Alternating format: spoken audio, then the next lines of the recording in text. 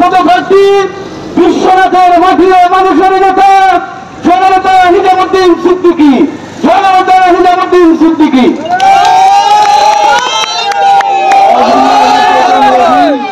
বিসমিল্লাহির রহমানির রহিম। শ্রমিক কল্যাণ ফেডারেশন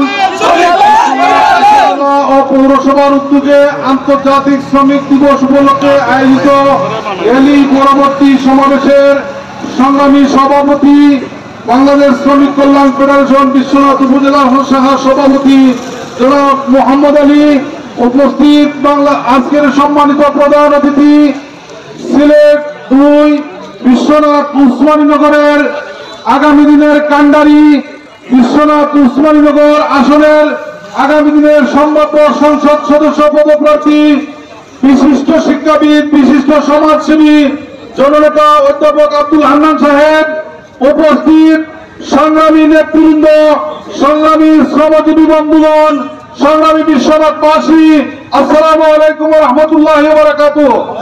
সংগ্রামী বিশ্বনাথবাসী, শ্রমিক দিবস আমাদের মধ্যে প্রতি বছর আসে, প্রতি বছর চলে যায়।